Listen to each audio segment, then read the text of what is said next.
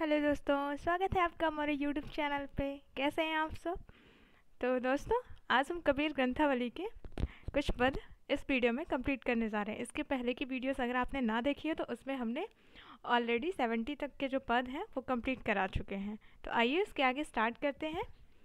और हाँ, video start करने से पहले आप चैनल को सब्सक्राइब कर लीजिएगा, साथ में बेल आइकन प्रेस कर लीजिएगा, जिससे कि आपको आने वाली वीडियोस की नोटिफिकेशन मिल जाए। और साथ ही में अगर आपको वीडियो पसंद आए तो प्लीज़ वीडियो को लाइक करिएगा। और हाँ दोस्तों, आप इसे अपने लोगों में शेयर कर दीजिएगा, जिससे कि ज़्यादा से ज़्यादा लोगों तक वीडियो पहुँच पाए। तो चलिए टाइम वेस्ट किए हुए बगैर ही वीडियो को स्टार्ट करते हैं। तो फर्स्ट क्या है कि कबीर सुता क्या करें, उठ ही न रोवें दुख, जाका बासा गोर में सो क्यों सोवें सुख। सुता मतलब यहाँ सोने से तात्पर्य है। सोना मतलब सांसारिक जो मोह माया है, इसमें भ्रमित होने से, इसमें पड़े रहने का तात्पर्य है। तो कबीरदास जी लोगों को चेतना लोगों में जागृत करते हुए, लोगों को ज्ञान का मार्ग बताते हुए कहते हैं कि सुता क्या करे, कबीर सुता क्या करे। कबीरदास जी कहते हैं कि सोने से क्या लाभ है, क्यों आप लोग सो रहे हैं, क्यों आप लोग इस मोह माया रूपी संसार में उलझे हुए हैं, इसकी माया में, इसकी माया को नहीं समझ पा रहे हैं और इसके पार जा करके ब्रह्म को क्यों नहीं देख पा रहे हैं, क्यों आप सो रहे हैं। उठ ही न रोएं दुख, क्यों आप उठ करके ईश्वर को अपना दुख नहीं बताते, ईश्वर को अपनी वेदना, अपना कष्ट क्यों नहीं बताते हैं। क्योंकि अगर आप ईश्वर को अपना दुख बताएंगे तो ईश्वर आपके दुख को समझेगा और हो सके वो आपका कल्याण कर दे, आपको मोक्ष प्रदान कर दे। क्योंकि जाका बासा गोर में सो क्यों सोवें सुख। गोर मतलब होता है शमशान।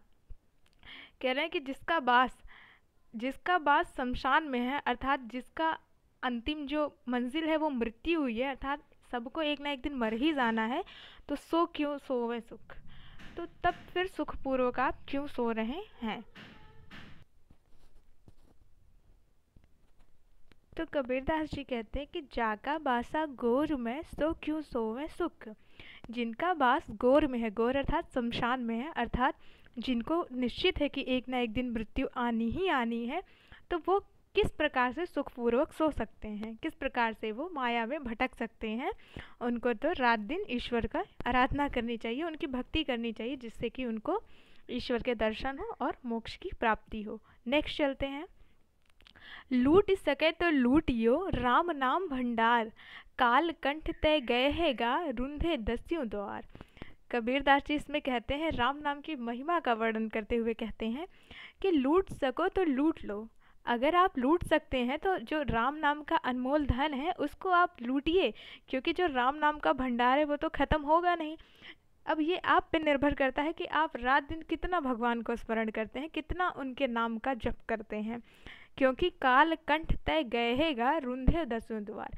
क्योंकि जब काल आएगा और आपके कंठ, कंठ मतलब आपके गले को दबाएगा, अर्थात जब मृत्यु आपको आएगी, जब आप मृत्यु को प्राप्त हो जाएंगे, तो रुंधे दसों द्वार, तो आपके शरीर के जो 10 द्वार हैं, 10 छिद्र होते हैं कहते हैं शरीर के, तो वो 10 द्वार बंद हो जाएंगे, अर्थात तब आप ईश्वर का नाम जप नहीं कर पाएंगे, तब आप राम नाम की महिमा का गुणगान नहीं कर पाएंगे। इसलिए अभी मृत्यु नहीं आई है, तो आप राम नाम की महिमा का वर्णन करिए, राम नाम का जप करिए, जितना लूट सकिए राम नाम के धन को उतना लूटिए, अर्थात उतना कहिए। नेक्स्ट है कि बांसुरी सुर ना रैणी सुख, ना सुख सुपने माही, कबीर बिछुड़िया राम सु, ना सुख दूफ न छा। कबीरदास जी इसमें कहते हैं कि जो विरहनी होती है, विरहनी कौन, जो भगवान से, मतलब जो आत्मा, विरहनी मतलब जो भगवान से, अपने ईश्वर से, परमात्मा से जो अलग हो गई है। जैसे कि हम सब हैं, हम सब भगवान के ही तो अंश हैं।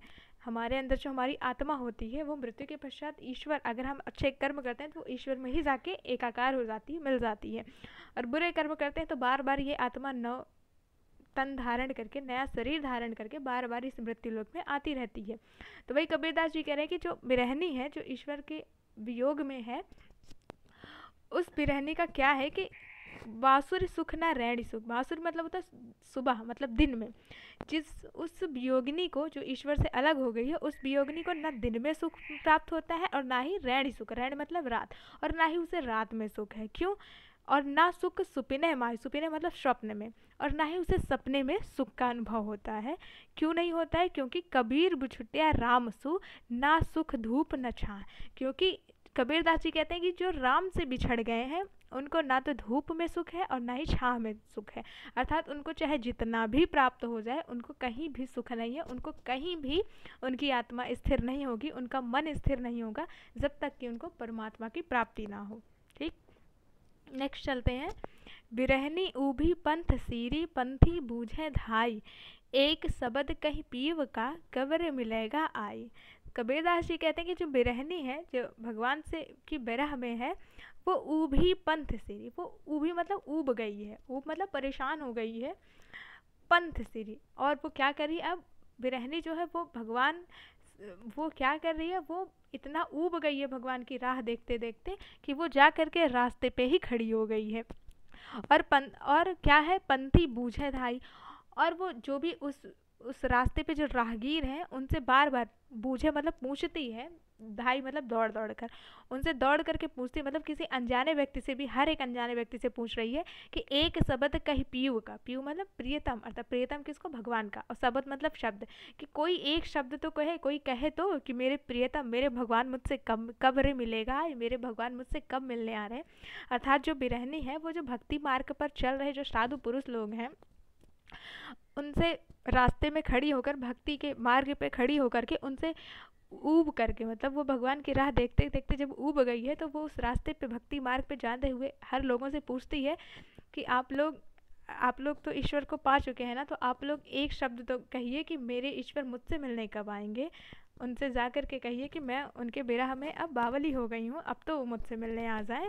ठीक, नेक्स्ट है कि बहुत दिनन की ज्योति बाट तुम्हारी राम, जीव तरसे तुझ मिलन को मन नहीं विश्राम। कबीरदास जी कहते हैं कि इसमें जो बिरहनी है वो कहती है कि बहुत दिवन की ज्योति, बहुत दिन से आपकी आशा लगाए हुए हूँ कि आप अब आएंगे, अब आएंगे, बाट तुम्हारी राम, बाट मतलब रास्ता, तुम्हारी मतलब तुम्हारी, और राम मतलब राम जी के। तो कबीरदास जी कहने कि जो बिरहनी है वो राम जी से कहती है कि हे प्रभु, हे राम जी, बहुत दिन से मैं आपकी राह तक रही हूँ, आपकी राह देख रही हूँ कि आप कब आएंगे। जीव तरसे तुझ मिलन को, मेरी जो आत्मा है वो तरस गई है आपसे मिलने को, मन ना ही विश्राम, मेरे मन को अब कहीं विश्राम नहीं, मेरा मन अब किसी में नहीं लगता है, राम आप कब मिलेंगे, मैं आपकी राह देख रही हूँ। नेक्स्ट चलते हैं। बिरहनी उठे भी बने दर्शन कारण राम, मुआ पीछे देहुगे सो दर्शन कारण काम। कबीरदास जी कहते हैं कि जो बिरहनी है वो भगवान से विरह में उसकी ऐसी दशा होगी, उसकी दशा का वर्णन करते हुए कहते हैं कि बिरहनी उठे भी पड़े, बिरहनी उठती है और फिर गिर पड़ती है, मतलब उसका शरीर इतना ज़्यादा कमज़ोर हो गया है कि वो ईश्वर के दर्शन की प्राप्ति के उसमें वो बार बार उठती है और फिर गिर जाती है। मुआ पीछे दोगे, और फिर वो ईश्वर से कहते हैं कि हे ईश्वर, मुआ मतलब मृत्यु के पीछे मतलब बाद, देहोगे मतलब दोगे, कहती है कि हे ईश्वर, क्या मृत्यु के बाद आप मुझे दर्शन देंगे, हे राम, क्या जब मैं मर जाऊंगी तब आप मुझे दर्शन देंगे। तो इस प्रकार से बिरहनी की दशा बताई जा रही है कि किस प्रकार से वो ईश्वर की मिलन के लिए कितना वो पागल हुई है, किस प्रकार से उसकी पीड़ा है। ठीक, नेक्स्ट चलते हैं।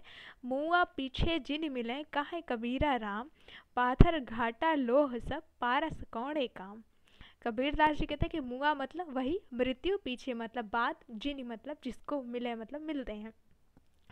कबीरदास जी कहते हैं कि जिनको मृत्यु के बाद भगवान राम मिलते हैं, जिनको मृत्यु के बाद भगवान मिलते हैं, ईश्वर के दर्शन होते हैं, उस दर्शन का फिर कोई लाभ नहीं होता है। उसी प्रकार से जिस प्रकार से पाथर घाटा लोह सब, जिस प्रकार से पत्थर जो लोहा होता है, वो जो लोहा होता है वो अगर घट घट घट कर ख़त्म ही हो जाएगा, तो जो पारस नाम का पत्थर होता है वो जब लोहे पे डाला जाता है तो लोहा जो है पारस पत्थर हो जाता है। ठीक है, तो वही कबीरदास जी कह रहे हैं कि जिस प्रकार से अगर लोहा ही नहीं बचेगा तो पारस डाला किस पे जाएगा। तो वही कबीरदास जी कह रहे हैं कि अगर जैसे जीते जी अगर हरि के दर्शन नहीं हुए तो फिर सार्थकता ही नहीं है ना, क्योंकि मृत्यु के बाद अगर भगवान मिल भी गए तो उसका कोई लाभ नहीं होगा, अर्थात उसकी कोई सार्थकता नहीं होगी।